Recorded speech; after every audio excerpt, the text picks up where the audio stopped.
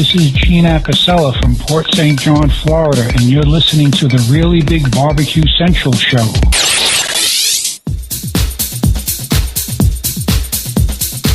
Happy to have you aboard here for the Really Big Barbecue Show. Boing. We cook because we have to, and we grill because we want to.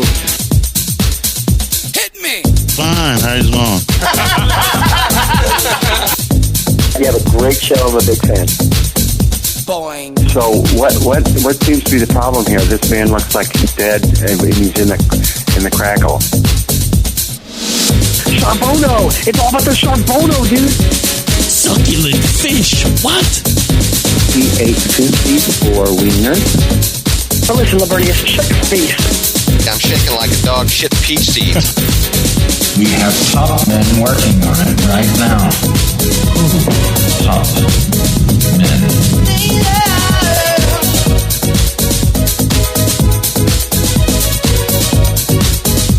All right, welcome to the second hour. It's the Barbecue Central Show.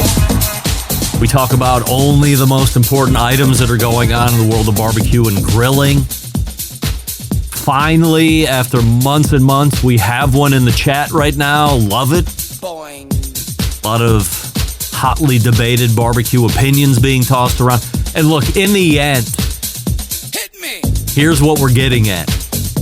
Jimmy Shotwell posted this.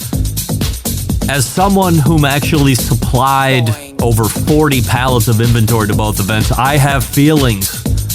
In your review of both events, Jimmy has totally different views, and that's where it is, right? By the way, Jimmy, I think it's as someone who actually supplied. Get your English right, and don't get mad at me. I mean, people gave me shit about saying death nail last week. Immediately, it's like, oh, jump on him. So, Jimmy, I think it is as someone who supplied, not whom supplied. Double check me on it. Ask AI. And we know AI is the correct answer. So what we have here is a difference of opinion.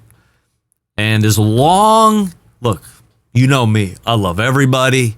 I get along with everybody. There's only one person in my life in the live fire industry that I thought was a little less than savory.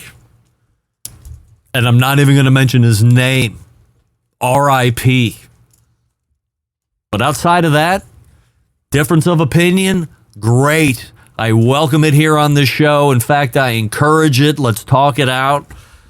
But rule number one of unwritten rules is just because we have a difference of opinion doesn't mean we can't be pals. We love being pals most. So let's work on that. Still to come on this show tonight, Susie Bullock, and perhaps a guest appearance with Triple T, Taste Ted Todd.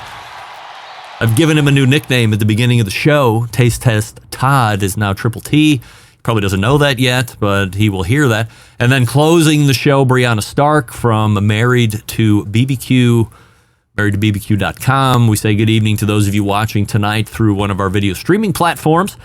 You can go to facebook.com/BBQ Central Show or twitter.com/BBQ Central Show or youtube.com/@BBQ Central Show, where, as I'd mentioned, we have a robust chat going on, as well as a YouTube poll question of the week. And we're asking everybody this, including all guests. You actively kept tabs on both contests in Memphis this past weekend, and currently 67% of the YouTube voting public are saying no.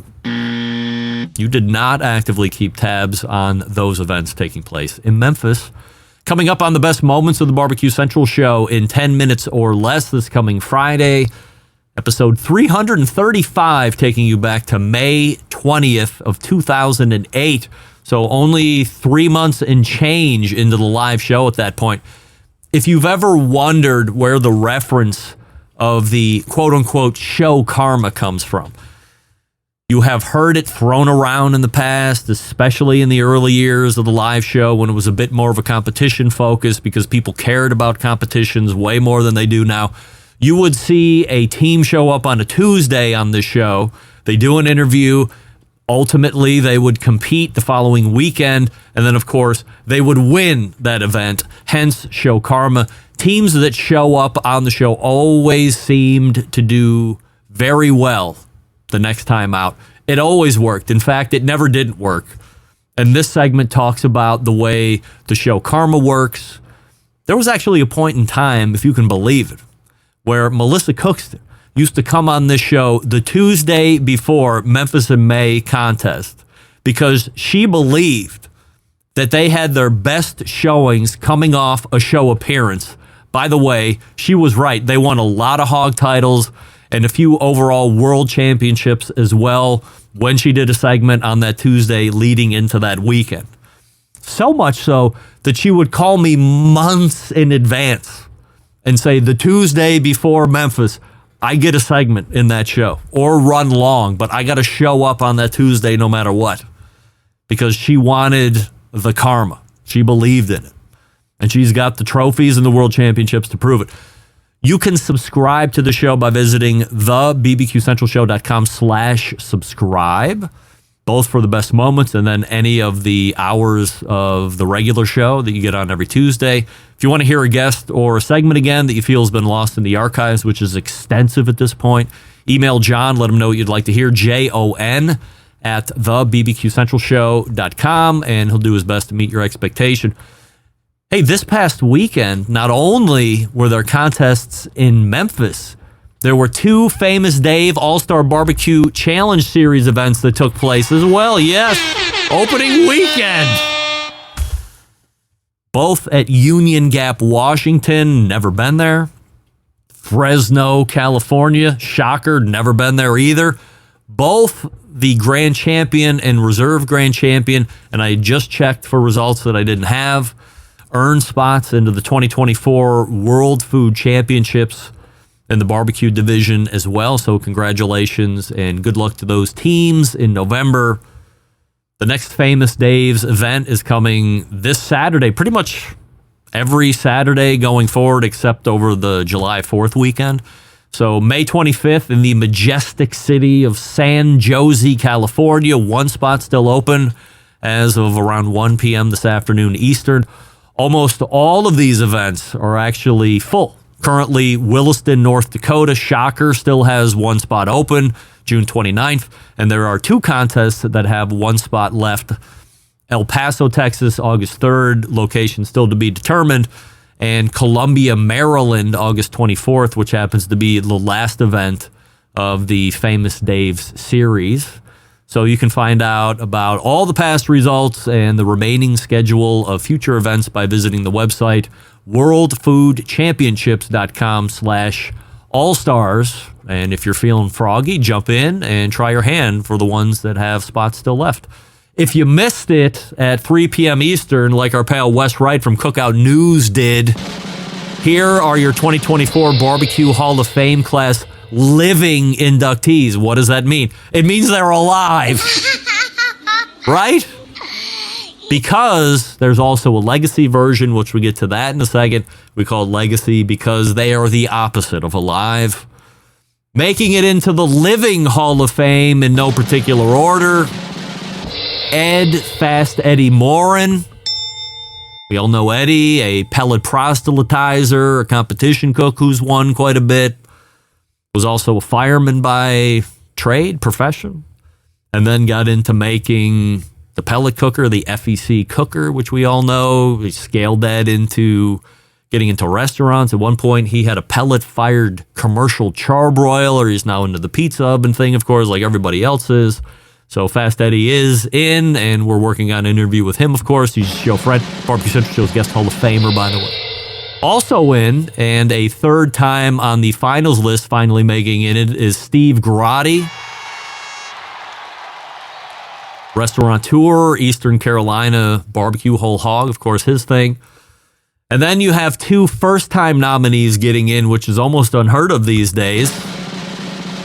One of those being TV host and book author, amongst many other things, Rick Brown. That name rings a bell. You probably saw him doing his Barbecue America on PBS, as I had mentioned earlier this afternoon. PBS was my real introduction to anything that resembled live fire cooking. So it was Rick Brown, and right around the same time, it was probably Steven Reichlin, or you could reverse those two.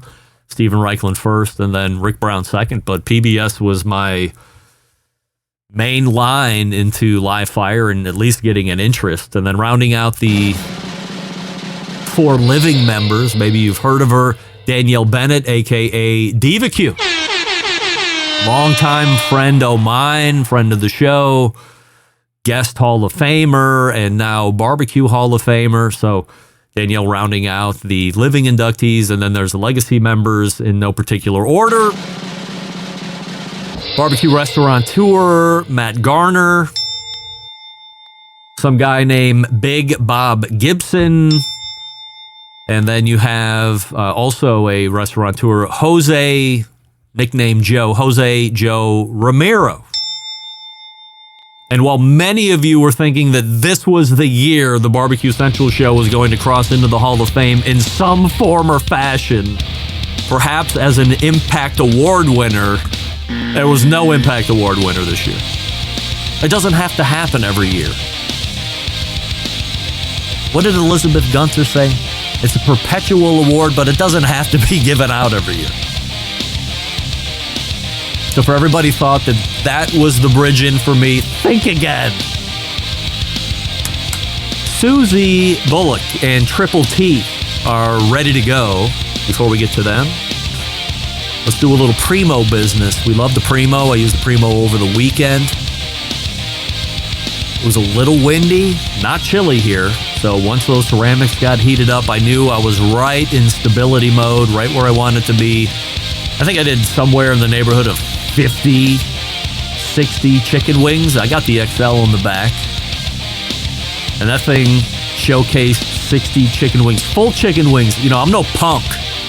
These things are full chicken wings. I cut the tips off, take the sharp knife, and then split the flat and the drumette just a little bit. I don't detach, keep them as a full unit, but open them up a little bit more airflow, a little bit more rub contact surface area. You know what I'm talking about. And then I ran the Primo right at 375 degrees. The thing stabilized, never moved.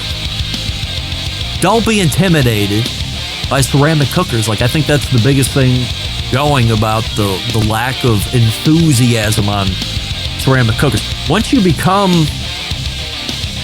fully realize that this is not that hard of a deal to lock in on temperatures and to make adjustments during the cook, you get one in the backyard, you're like, why did I wait so long? This is the best. It can get rip-roaring hot for high-temperature grillings of steaks, burgers, whatnot. It can hold barbecue temperature for days. I mean, in the summer, on a load of charcoal, without any fan assist, you can get 24 hours in a ceramic cooker. No doubt about it. Those ceramics heat up, and you are living the fuel-efficient life, my friend. Primo's only sold through dealers, so find one near you. PrimoGrill.com is the place to go. Click on the dealer locator and then visit them in person. Touch and feel all the ovals, and then take the one home that best fits your needs. But don't cheap out.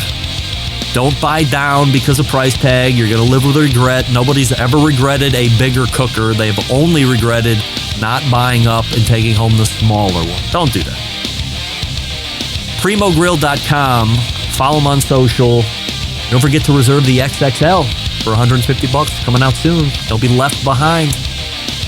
We're back with Susie and Todd Bullock right after this. Stick around. Be right back. You're listening to the Barbecue Central Show.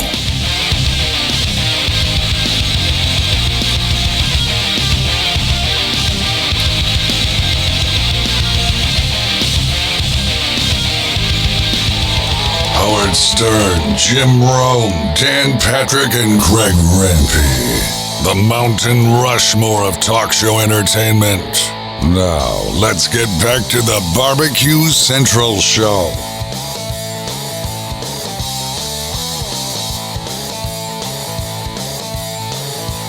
All right, welcome back to Force the Show, being brought to you by Pit Barrel Cooker, the most unbelievable outdoor cooking device on the planet. Currently available in 3 sizes, a host of accessories to complete that Pit Barrel cooking experience. you visit pitbarrelcooker.com and tell them the Barbecue Central show sent you, and you will be one happy camper. All right, leading off the second hour and joining me for what is technically the second quarterly appearance, but I believe it's also the technical first appearance here in 2024. Creator of the Hey Grill Hey brand, Susie Bullock, joining us here on the show. Oh, and look who it is. There's also Taste Test Todd, but at the beginning of the show, we nicknamed him Triple T. I see T-shirts, Susie. What do we think? That's the guy. I mean, I'm down. Todd Triple actually T. designs all of our T-shirts, so he would have to design his own T-shirt. All right. Triple T for the folks that wear 4XL. So, I mean, we got a lot of numbers, a lot of letters, all that fun stuff. We have a YouTube poll question. 4XL is just a barbecue medium, right? Yes. 4XL barbecue medium, or as we say, barbecue schmedium in this house, because a lot of women in this house, they like schmedium. We have a YouTube poll question of the week that we're asking everybody, so you guys can answer independent of each other. Susie, were you actively keeping tabs on the results of both contests in Memphis this past weekend, yes or no? Yeah, I was paying attention to results in Memphis. Todd was there, so he was texting me live updates as well. Especially, we have a lot of friends that are competing. So he was letting me know every time, oh my gosh, Phil just won first in wings. And so It was fun to follow along, even though I wasn't there in person. So Todd, since you were there, you were still actively keeping tabs on both events? Yes, very much so. I got heavily involved in helping Team B&B at the Smoke Slam on the river, doing like their sampling and stuff. They were doing a big live fire cook. So I was helping them out. So I forgot, but as that was winding down, me and Christy from Girls Can Grill were going through all the social medias to figure out who the heck had won over at Memphis in May. So 67% of the YouTube voting public not keeping tabs. I'm very disappointed in my listening audience here, at least the YouTube portion. I'm sure Facebook and Twitter are much different, but we only keep tabs on YouTube because that's where the poll runs. Before we talk about Memphis, Todd, since you were there, I had Rashid Phillips on in the first hour, and he certainly had his own take on what those two events were like, as he was kind of covering both for his show, and he had some showcases that he was doing as well. So we'll get to that here in a second. Earlier today, 3 p.m. Eastern, we announced the Barbecue Hall of Fame class of 2024. Assuming that you might have heard who got in, hopefully, because Wes did not from cookoutnews.com, so that went over like a turd in a punch bowl, but you guys are a little bit more knowledgeable than he is. Todd, what do you think about the 2024 Barbecue Hall of Fame class? Well, we're new to the barbecue world, Susie and me. Relatively. Yeah. We didn't grow New up. like me? New 15 years. Yeah, okay. We're pretty new. We could almost I got to be honest. I had no idea. I didn't have any idea about Grady's barbecue. I've never been to the Carolinas, so I'm very ignorant with that specific region. Obviously, I knew BBQ, and I feel that she's very worthy. She's done a lot for barbecue and has done amazing things for women in barbecue. Mm-hmm. Broken down doors for Susie to walk through or help break down in ways. Fast Eddie that's great. That's an obvious shoe-in. He's done a lot. And then I wasn't sure the other guy. I'd never heard of him before. Rick Brown? So, yeah. Yeah, we didn't know. We didn't grow up on PBS barbecue shows. Yeah, I had no idea. Yeah, he had we missed that wave. Beard, and he had this like a straw hat kind of looking thing. And I always remember he had this like tablecloth plaid shirt and suspenders that he used to wear. Like anything that you think an early 90s barbecue guy might be wearing on a TV show. He bought all of it and then outfitted himself with that as he was traveling the country and writing cookbooks. So there were 6 names that were left on that top final list that was mentioned 2 weeks ago. So Triple T, if I gave you a unilateral vote to take one of those 6 and add them in to the hall, who would you pick? We love everybody, of course. So we'll preface. Yeah, I'm blanking on everyone, to be honest. But I remember Malcolm being on there, so I'll say Malcolm because he's my homie. All right, Susie, who are you unilaterally putting in? I'd add Malcolm too. I think he has had massive impact when it comes to the world of backyard barbecue. I think in the competition space, it's a pretty small community compared to people who cook barbecue at large. I think Malcolm was one of those guys that really took social media and YouTube specifically and reached the home cook in a way that you didn't see prior to that outside of, TV, like produced television. To have somebody in their backyard cooking barbecue and showing you how it was done was pretty new. And I think he brought a lot of people into backyard cooking. And he's grown. He's come a long way. His first few videos, he was sitting in front of a bright window and you couldn't even see him. It was just a dark shadow. So, but our videos were not great starting out either. Don't look back at my It's just fun to see the progression and see how professional he's become with it and how the following that he's built. And honestly, he's probably done a lot to help grow and be a part of creating this wave that we are riding. So, yep. To your point, Susie, my first, it's more than the first dozen, but I call it the dirty dozen. They are not available anywhere on the internet to listen to. So for as bad as Malcolm looked, I mean, I've lived the life of, oh my goodness, I can't believe how bad this is. But I published that. At some point, I looked at that piece of thing that I made and said, you know what? This is good stuff. You hit the button. It didn't get published on accident. You actively chose to put that out there. You were your fan. I mean, yeah, they're out there. But you don't know. I guess every once in a while when I'm the guest on somebody else's show and they're talking about the history of my show, I'm like, I didn't know how bad it was.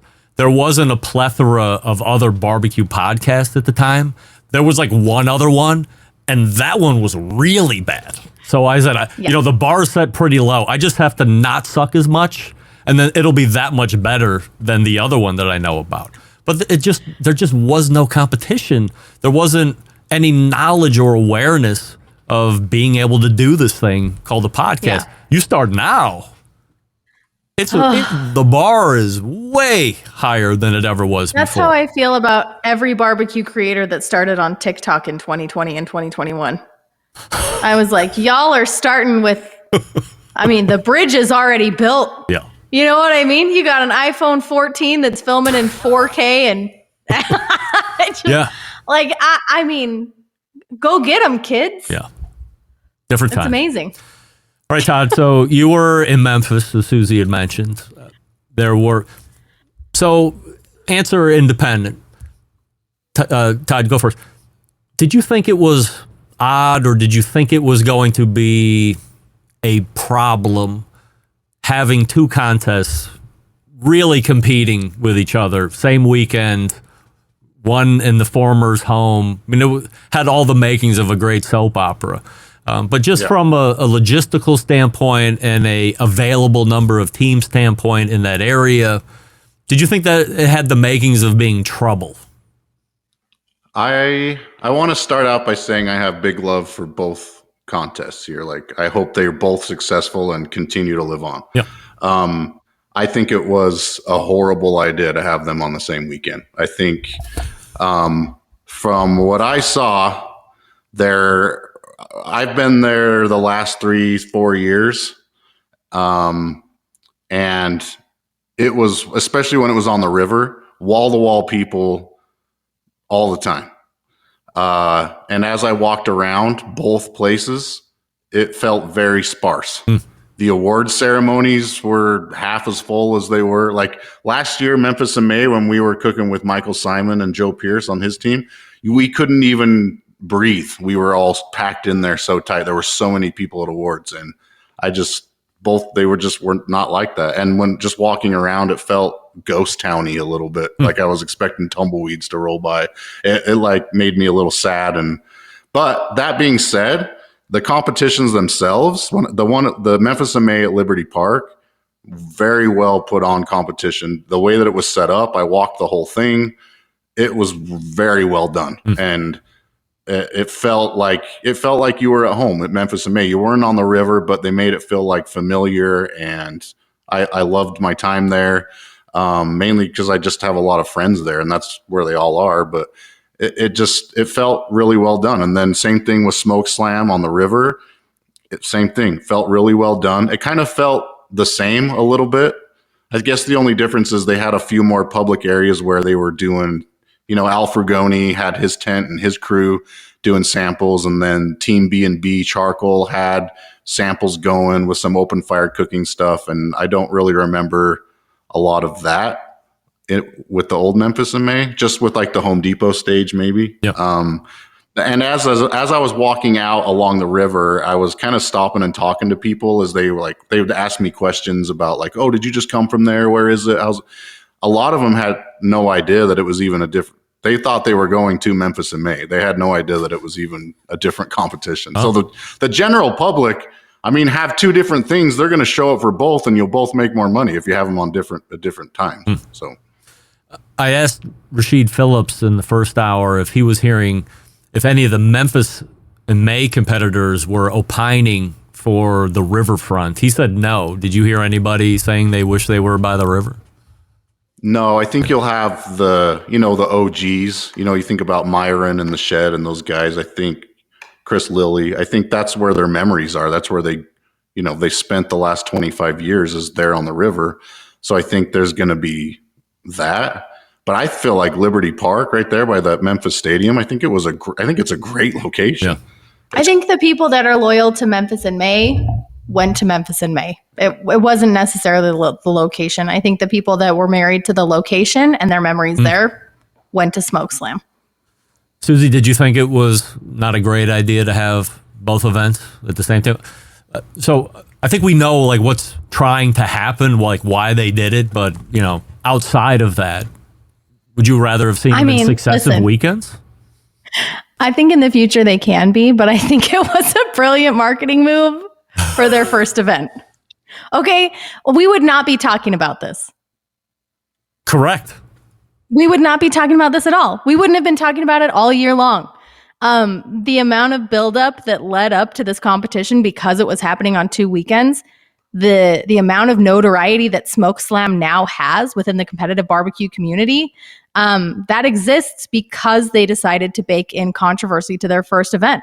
And so it might not have been everybody's favorite thing to have happen, but I think from a marketing perspective, it was really, they're an established competition now because everybody knows their name. Big money, too. Yeah, and they put money behind the event. And so whether you love that or hate that, you can decide. But the reality is that you wouldn't be talking about it unless they had really made it a statement event for their first thing. Todd, were you brought in as a ringer for a team to cook, or like what was the agenda otherwise? No, Susie had been invited to do some demos on like the Home Depot stage, and we always love to go help cook. And I just, I know so many people there, and I just wanted to go hang out. And she had traveled for a week, and then we had a huge filming project at our house that ended on the Friday of the competition.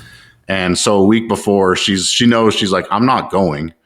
And she'd already turned down those demos, but I'm like, I'm going. I don't care. I'm going to go hang out, whatever. Todd has the worst FOMO of anyone I've ever met in my life. People are posting on Wednesday, and he's like, I gotta go. The week before, people are posting their prep, like, oh, getting my chicken prep in for whatever, prep in for Memphis in May. And he's like, I have to go. I gotta go. I gotta go. There's another arm to the Hey Grill Hey business, which is called Patio Provisions. So this is, I don't know like all the business classifications here, but it's separate, business, but maybe it's under the umbrella, whatever. Right. So you've mentioned it a couple different times before. It might be like a distribution arm of products and stuff, but you've also mentioned on the show a few times about how maybe in the future you would like to grow it in a certain way. So where does the Patio Provisions portion sit currently? That's another reason Todd was at Memphis in May, actually, is we really want to, we've talked on your show a lot about our barbecue seasoning line and our sauce line and how we build out our company. And I think it's because a lot of people that are really into barbecue would love to make this some kind of a business, whether you're in competitive barbecue or just you're a really passionate hobbyist. You're always looking at how can I generate revenue from this thing that I'm super passionate about. And we've been fortunate enough to be able to do that. And the rub and sauce line is just a part of our overall business. But I think it's kind of that first step that a lot of people want to take is like, okay, well, maybe, we try a rub and a sauce line. Maybe we see where that goes. And it's the barrier of entry is so high. It's so hard. And we've talked about that. We've done YouTube videos on it. We've taught people everything we know. And we just want to help remove some of those barriers to entry. So Patio Provisions, we're working with a few clients right now, helping them bring their rubs to market with formulations with different co-packers, and same with sauces. So we can help make connections there. We also do all of the fulfillment and distribution for products. So if you don't want to handle shipping on your own, if you might need introductions to some retailers, we want to take all of the established business practices that we've built for the Hey Grill Hey product line and, help other small barbecue businesses kind of launch that program and build that out. So several of the people that we're talking to were at Memphis in May. So Todd got to go hang out with some of our friends out there and talk to them about the projects they're working on. And so, yeah, it's exciting. It's a newer venture for us. We call it Barbecue University in terms of like the products that we've spent figuring out how to develop a product, how to order a product, how to create a label and get a UPC code and all of these things that you don't know that go into creating and distributing a food product. We've kind of learned all of those lessons and we want to help people navigate that. So do you guys have to have a conversation amongst each other going, we want to be this, nice helping hand. Oh, by the way, everything we're going to help everybody with is in direct competition with us and could eat some of our market share. You don't think like that at all? No, I've never worried about that at all. I mean, I have coached other food bloggers and other barbecue influencers to establish their websites that would be directly competitive with mine. That's never been a concern for me. We have always said what's good for barbecue is good for all of us.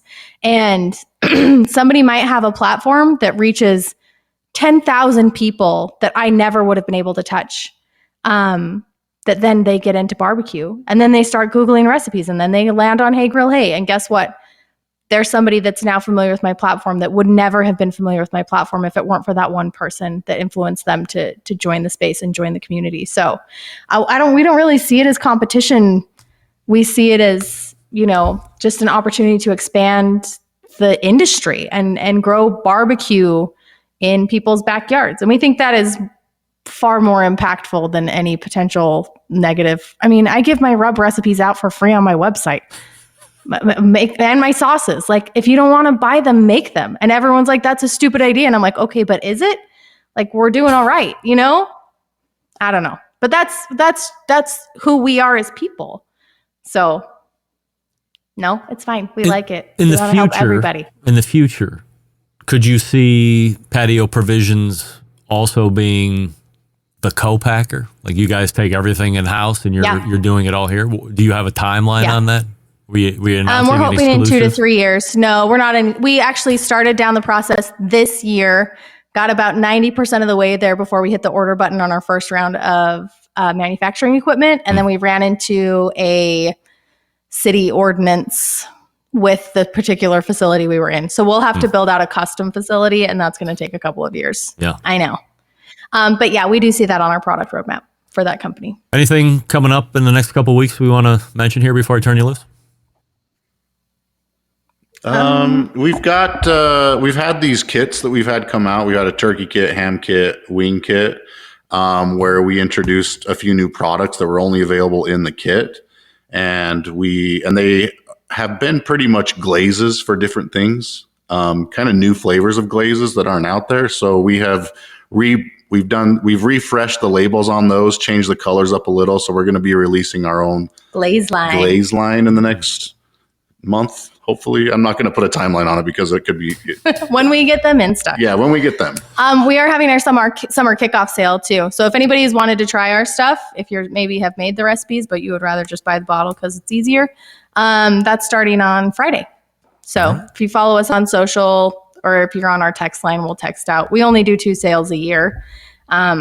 So there's that. All right. Leading into Memorial Day, which of course is grilling season start. So, yeah, it's one of the biggest traffic weekends of the year for our website. So we're super excited to have everybody get in the backyard this year. All right. So take advantage of the sale. It's Susie Bullock and her husband, Triple T, Taste Test Todd.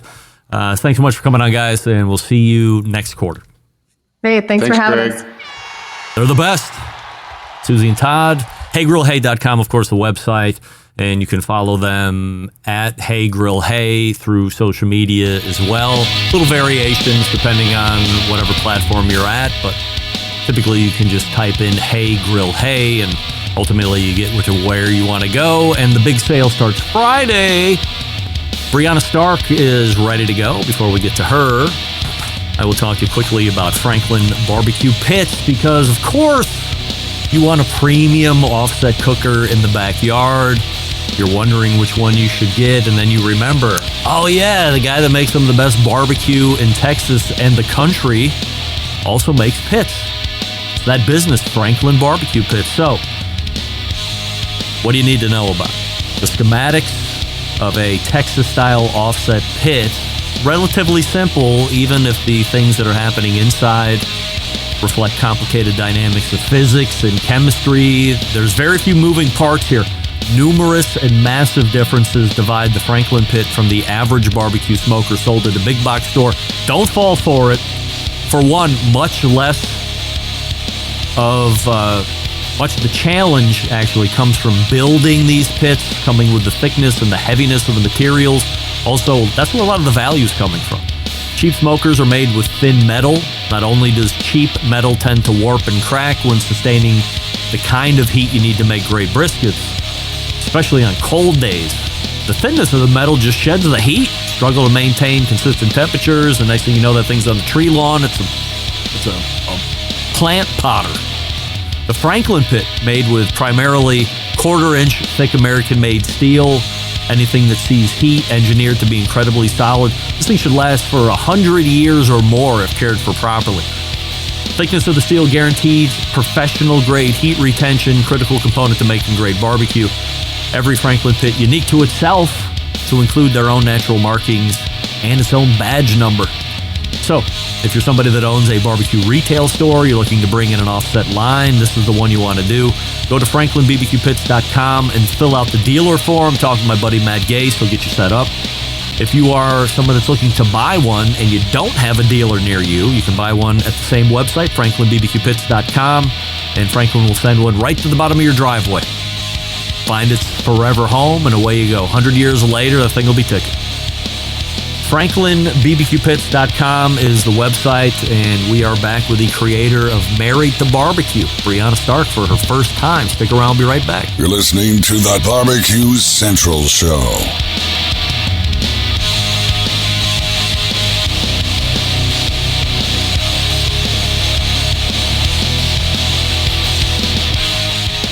Whole packers, full racks, legs and thighs, injecting butts. If you've never heard this before, you might think you found the best XXX show ever.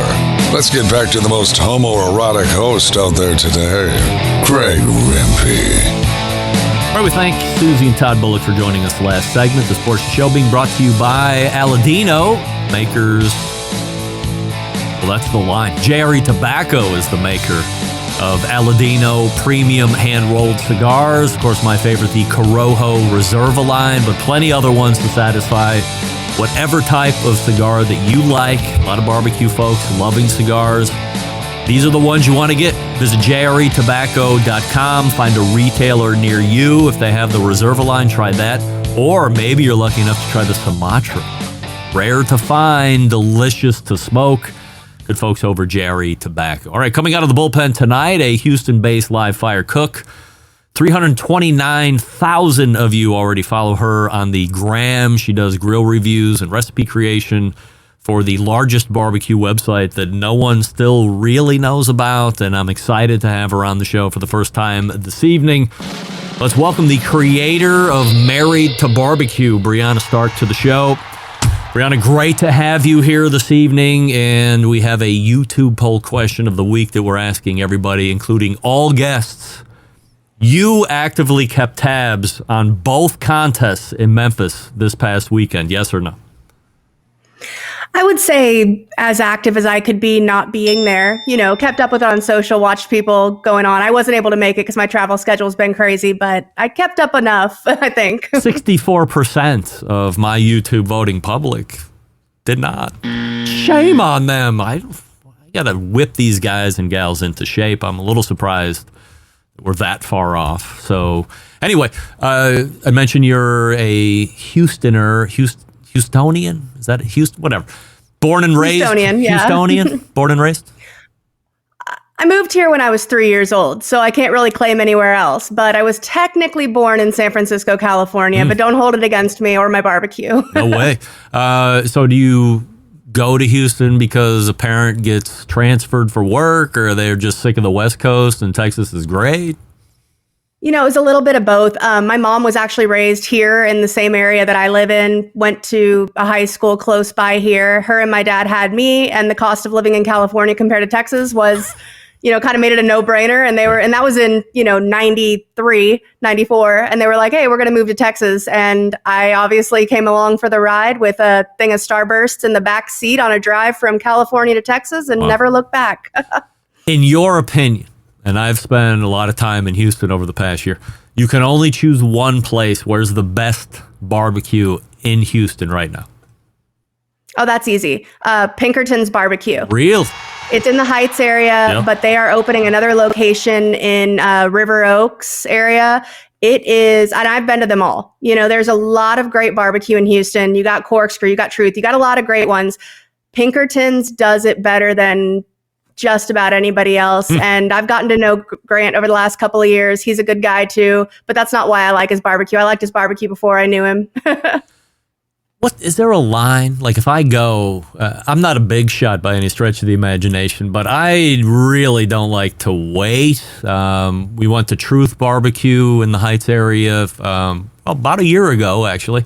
And it was like an hour and 25 minutes. And I was like, I don't know if I could really stretch it out much more than this. I was probably at my limit. Similar type of experience at Pinkerton's?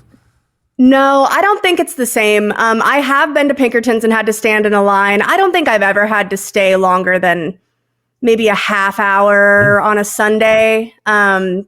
It's not terrible. They get people in and out of there quick. They're pulling briskets out of the warmers. They're slicing them. They're getting you through there quickly.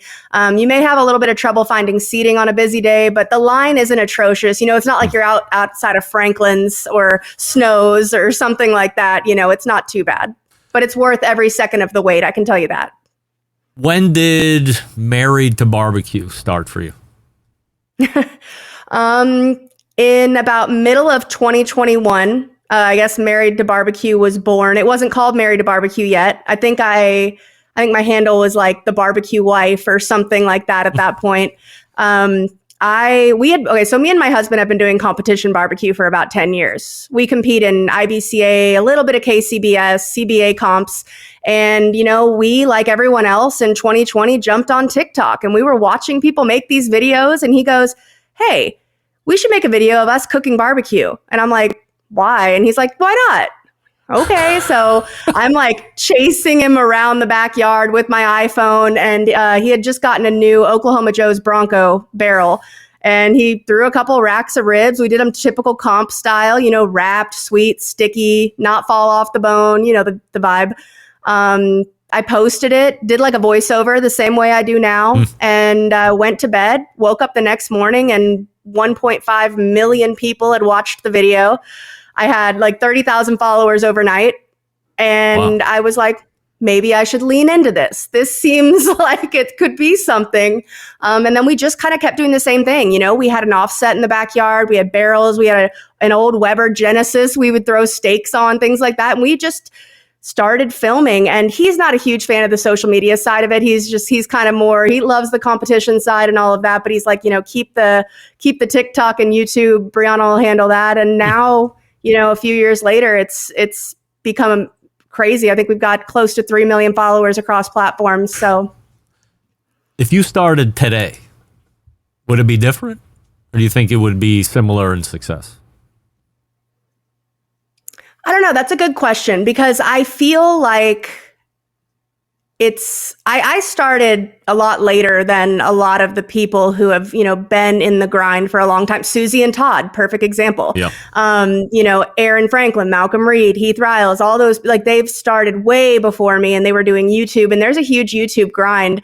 Nowadays, I feel like with short form content, there's a lot more ability to reach a bigger audience faster. So I don't know that it would be a lot different. I think I kind of filled an area that there wasn't a lot of, a female competition pitmaster, very set in her ways. I dig into a little bit of like kind of meat science and background of like why we cook things a certain way. And I think I'm just a little bit different than a lot of the things you can see out there. So I don't know. I don't have a crystal ball to say if there was something I did differently or would have done differently. I think honestly what really helped me grow was the fact that I didn't watch social media very much. I never watched YouTube. I never really watched Instagram when it was photos only. I wasn't really into social media. Like I said, I just posted a TikTok and it all kind of fell in my lap. And I think that was actually beneficial because I wasn't trying to do what anybody else was doing. I was just doing what I liked to do and showing how I liked to cook and, So now you have all this success. Typically, that means lots of cookers follow multiple cooker syndrome, as we call it. So what cookers are you using or are in the backyard these days? Well, I actually just wrote out a list yesterday of everything I've got here at our ranch, in our competition trailer, and the ones I've given to my dad for his backyard. And we are at 47. Holy moly. And that doesn't include the ones I've given away to friends that are no longer in my possession in some capacity. So it's a lot, but in my defense, I don't have like an addiction to buying grills. I do write grill reviews for Smoked Barbecue Source, which is a barbecue website. And that's what I say is my day job. And so I do a lot of our grill reviews. So every time a new grill launches, we either purchase it or it ends up being sent, to my doorstep.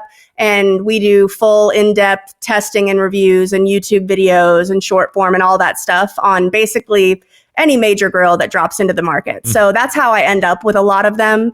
Obviously, I have my favorites and I have the ones I tend to lean towards more, but I like to have a little bit of everything. And it's nice to be able to show people how to cook on a lot of different things too. Is there one that like sticks out in your mind that might be like, one that isn't the norm, or maybe you're seeing it a lot now and people, maybe they just want to take a shit on it because they're seeing it all the time, but it's actually really good?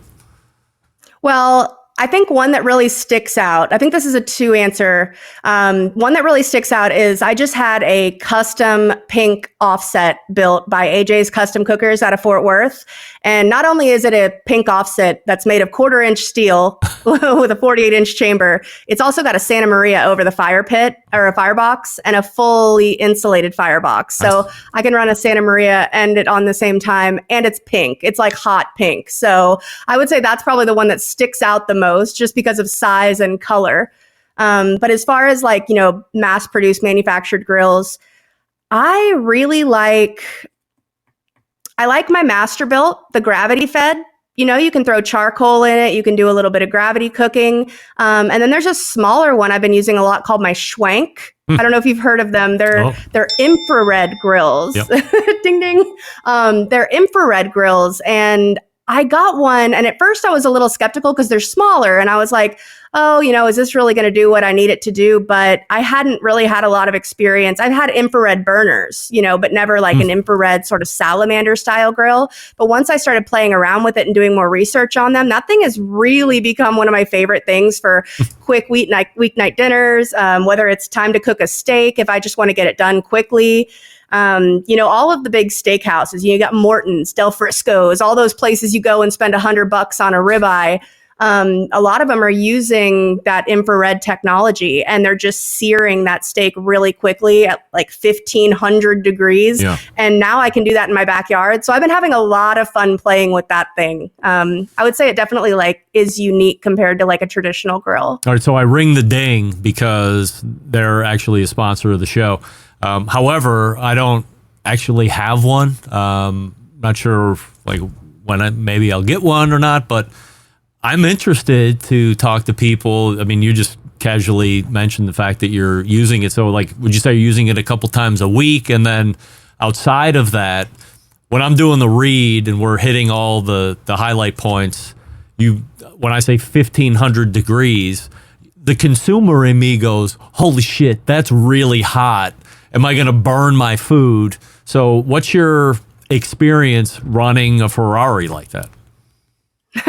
So I think the thing with it is I was the same way. When I heard 1,500 degrees hooked up to a propane canister, I was like, I'm going to blow up my backyard, or I'm going to burn my steaks, or, I was scared. I told my husband on the first few cooks, I was like, hey, usually I got this, but I want you here while I'm cooking on this thing. It's got levels. So you can put the steak on there, and then there's this little handle on the side. You just lift up and you can get it right there under those infrared burners. But the square inches, like the area of the burners on top, are not super huge. So you're not talking about a Traeger that's at 1,500 degrees. You're talking about a lot more of a compact space. And you could probably fit like 4 fillets on there, 2 pretty good sized ribeyes. You might be able to do 3, but it's really just a couple steaks at a time sort of thing. And yeah, you can definitely burn something. I think when you're using like a lot of sugar in a rub or things like that, you might have some issues. I'm from Texas. I'm a salt and pepper girl most of the time. But it gives you that ability to kind of drop it down. So you can get that nice sear, drop it down. And it's got this little like tray in the bottom. You can pull the steak off and drop it down into that tray, and it'll just sit there kind of like in an oven sort of environment. So once you get used to it, it's not as scary as it sounds, but at first it's definitely hot, What are your favorite things to cook on? Steak. I mean, give me a great prime ribeye and I'm a happy camper. But I've done, you know what I really like to cook in there? Creme brulee. Really? Whether I make the custard homemade and like make it myself, or they make these little like store-bought ones that I buy at HEB that they come with a little packet of sugar, and you just put it on there, and then you're supposed to put it in your broiler in your oven. The Schwank is the best creme brulee maker on the planet, which is a random thing for a barbecue girl, but everybody likes dessert with their steaks too. So on a scale of 1 to 10, 1 being not at all, and 10 being a must-have item in your backyard on 2024, what do you rank the Schwank? If you're the kind of person who likes a good steak, if you like a really good steak, if you're the kind of person who wants to go to those fancy steakhouses because you can't replicate it at home quite the same way, I would say it's 8 or 9. Yeah. If you're somebody who only goes and gets a steak once or twice a year with your wife for Valentine's or anniversary, it may not be the one for you. But if you really enjoy a great steak that's cooked well with a great crust, I think it's up there. As your Instagram takes off and you're creating more content and you're leaning into it, as you said, are you also being all of a sudden contacted by anybody and everybody trying to do a partnership or a collab or talk about this for no money? How do you transition experiencing that success, but then also making sure you're not just cheaping out and ruining it for everybody? Yeah, it's tough. I'm not going to lie. It was, like I said, I fell into it really quickly, and all of a sudden it just felt like my email was inundated. But I made a promise to myself when I first started creating content that I was never going to be a sellout. I was never going to be somebody who just posted something for a paycheck and for no reason. I work with a lot of great companies. I just posted an ad with Reynolds Wrap earlier today. Their butcher paper. Butcher paper, yeah. I use it all the time. I actually have it organically in so much content. And so when they reached out and said, hey, we'd love to work together, I said, absolutely. That's definitely going to happen. I have a lot of companies that reach out, or like new products that'll come out, and I'll say, you can send it. I can check it out. If I'm not like head over heels for it, I don't feel comfortable sharing it with my audience because a lot of my audience trusts my opinion, and I don't ever want to take that for granted or lose that trust that I have in them. So it's hard to navigate. And then as far as like, partnerships and all of that, I do have an agent now. And he kind of handles all the navigation of like negotiations and pricing and invoicing, which was honestly my biggest headache, having to like remember to send an invoice and then follow up on it. I was like, look, I'm not an AR. When I was in the corporate world, I was an operations girl and I was in sales, but accounting was never my thing. I don't want to do this. So it's nice to have somebody that can kind of navigate that for you. And they take the emotion out of it a little bit. He's kind of like, here, this is the rate. And I don't have to get involved in as much. I mean, obviously I'm still heavily involved, but it's nice to kind of be able to have somebody to help you navigate all of that. Yeah, a little buffer, because it can get personal when you're talking about money and time and all that. I get that. I'd mentioned Smoke Barbecue Source. You mentioned Smoke Barbecue Source as well. I've known, Joe Clement for, a good handful of years, seen him through the best times and what he's now navigating with Google and AI and all this other crap. How does the deal get put together with you and Smoke Barbecue Source? I actually started doing like freelance work for him. I think it was like late 21, early 22. And no, it was definitely 22 because I started in 21. So yeah, 22. And it was like, hey, we want you to write a few articles and do recipes and photography to go with them. And I was actually an English minor in college and I was a communication major. But I was always interested in journalism and writing. And it's something that I've always really enjoyed doing, like in a major way. And I was like, this sounds like a great way to supplement income and be able to do something that I love and be able to, take my love for barbecue and turn it into something that I also enjoy doing at the same time without having the headache of running my own website or having to deal with all of that. And Joe has just been awesome. He has given me a lot of freedom to, pick what recipes I want to do. If I'm like, hey, this is a good one. And he's like, do it, go for it, and he's definitely like critiqued my photography skills. So they've gotten a lot better than they once were. And, we work really well together. And I love the site and I love getting to do the grill reviews because I get to put my hands on like every new tech that comes out. And I can tell people when they DM me and say, hey, I want to buy my husband a grill. What should I get? I can give them an answer and say, well, I've tried a lot of them and I can tell you this, that, and the other. And so I don't know. It's fun. It's a fun outlet. Monday is Memorial Day. Signifies the beginning of grilling season, if you believe in that. So there could be a lot of purchasing that's going on over the course of the week as people gear up. What should people stay away from? As you said, you've put your hands on a lot of stuff. We don't need to necessarily call out manufacturers by name, but just generally speaking, what do you want to stay away from?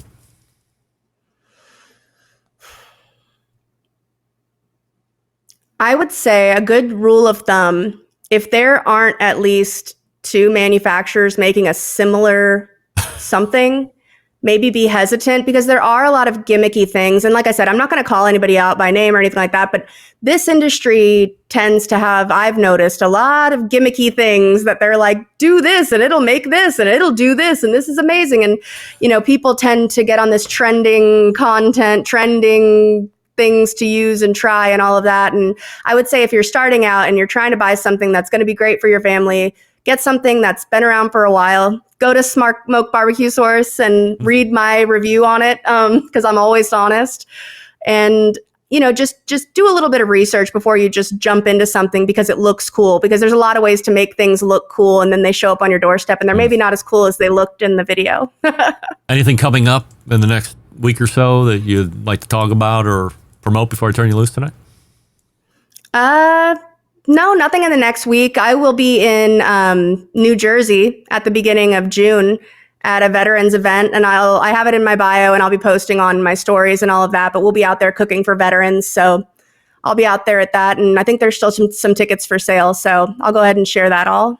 Follow her at Married to BBQ on Instagram. It's the same for the website. Brianna Stark joining us here for the first time. Brianna, appreciate the time here this evening. Great to get to know your story and a little bit about you, and we'd love to have you back on again. Yeah, definitely. Just let me know when. Sounds good. Appreciate you coming on tonight. Brianna Stark right there. Marriedtobbq.com is the website. All right. Just hit the button there. All right. We're all right. One more to go, and then we're wrapping it up. Listen up, gang. Our friends at Big Papa Smokers have something especially just for you. Listeners of this show, whether you're a seasoned pitmaster or a grilling newbie, Big Papa Smokers, your one-stop shop for all things barbecue, from their championship rubs, mouth-watering sauces, essential accessories. They've got what you need to take your food to the next level, whether you're on the competition circuit or in the backyard. Doesn't matter. Here's the cherry on top. Big Papa Smokers is offering the listeners of the Barbecue Central show an exclusive deal. Use the code REMPE at checkout, REMPE, and you can get $10 off your next $50 purchase of rubs, sauces, or accessories. Imagine the possibilities, if you might. Evaluate your ribs with Big Papa's Sweet Money, or add Big Papa's Desert Gold to your chicken, or better yet, pick up Double Secret and put it on your steak.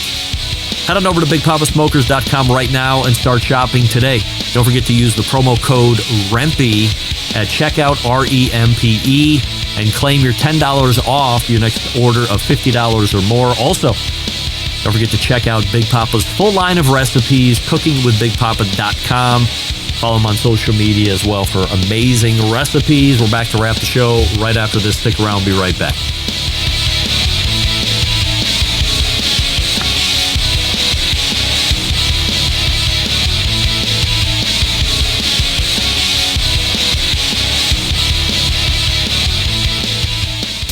Let's get back to a guy who has more experience giving you his opinion than he actually has cooking. Once again, here's your host, Greg Rempe. And we thank Brianna Stark for joining us last segment. Again, her website, marriedtobbq.com, or you can follow her over on Instagram as well if you're not already. A lot of you are. Let's go ahead and end the poll here this evening, since I just happened to be looking off here. And remember it, final results of the poll. You actively kept tabs on the results of both contests in Memphis this past weekend. 63% of you are saying no, you did not actively keep tabs on either event in Memphis this past weekend. 36% of you are saying yes. Once again, that brings us to 99%. Why can't we get to 100? We were at 100% most of the time through the show, and as we get to the end, 1% drops off. Are we plus or minus 1%? Is that what it is? That's how I have to take it. All the way back in the first hour, Rasheed Phillips joined us. We talked about the 2024 Barbecue Hall of Fame class. We talked about Memphis in May. We talked about Smoke Slam. And then we talked with Wes Wright from cookoutnews.com. There could be a new full-size electric grill coming from W.C. Bradley at some point, but no timetable on that. We both wondered why nobody else is jumping into that space, because nobody else is. Second hour, Susie and Todd Bullock, or as we call them, Triple T, for Taste Test Todd. They gave their thoughts on the events in Memphis this past weekend, and we also talked about their Patio provisions arm that is now looking to help other folks looking to get into the sauce and rub business. They'll help you out with that. And then close it out with Brianna Stark from Married to Barbecue. All right, so we are back on track after a long day of live broadcasting earlier at 3 p.m. Eastern, now doing the 2-hour show, 9 to 11. We will resume normal programming on Tuesday. So for everybody that didn't listen to the close last week and me announcing it and also posting it on social media, learn to listen actively better. Number one. Number two, we're back on Tuesdays next week. Easy enough. There will be a show programming note next week that you're going to want to listen for. But don't worry, I got you covered, and we'll tease it like that. So how do I always leave you? September 11th, 2001. I will never forget. This is your proud host and U.S. American, Greg Rempe. Good night now. This is Marley Rempe, and you're listening to Barbecue Central.